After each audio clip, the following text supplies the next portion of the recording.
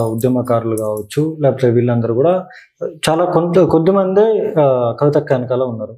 ఇప్పుడు బీఆర్ఎస్ పార్టీలో ఉంటే మీ రాజకీయ భవిష్యత్తు బాగుండేది కదా, ఈ జాగృతికి రాకుండా ఉంటే. మాకు రాజకీయ భవిష్యత్తు అంటే మా దృష్టిలో మాకు కవితక్క గారే. ఎందుకంటే కవితక్క గారు రాజకీయ భవిష్యత్తు బీఆర్ఎస్ లో ఇప్పుడు మీరే చెప్పారు, ఉద్యమకారులు వచ్చిండ్రు కదా, చాలా మంది కవితక్క దగ్గరకు వచ్చిండ్రు కదా అని. కవితక్క గారి దగ్గర ప్రభుత్వము అంటే అధికారంలో 10 సంవత్సరాలు ఉన్నప్పుడు కూడా ఈ కవితక్క గారి ఇల్లు, ఈ డోర్లు ఎప్పుడు 24 గంటలు తెరిచే ఉన్నాయి.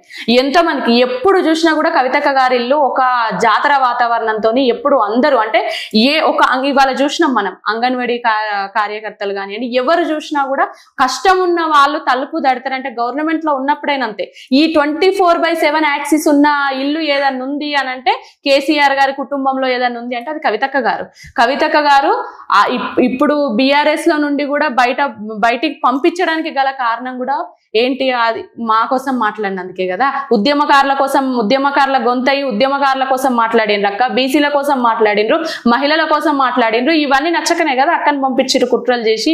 కాబట్టి తప్పకుండా కూడా మేము కవితక్క గారు మేము ఒకటే నమ్ముతున్నాం, కవితక్క గారు గ్రౌండ్ లో ఉంటారు.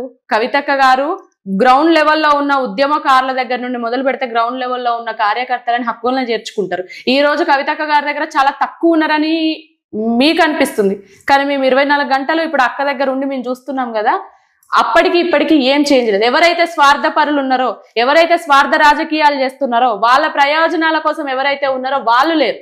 ఇదంతా కూడా మాకు మంచిది. ఎందుకంటే నిజంగా కూడా కష్టపడే వాళ్ళము, నిజంగా కూడా తెలంగాణ కోసం మేము ఎవరైతే ఫైట్ చేసే వాళ్ళము, ఉద్యమకారులము ఉన్నామో ఈ రోజు మాకు న్యాయం జరుగుతుంది. అట్లాంటి వాళ్ళు కవితక్క దగ్గర నుండి పక్కకు తప్పుకోవడమే మాకు మంచిది.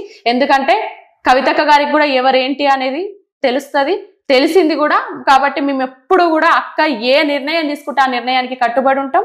అక్కతోని పనిచేయడానికి మేము ముందుంటాం.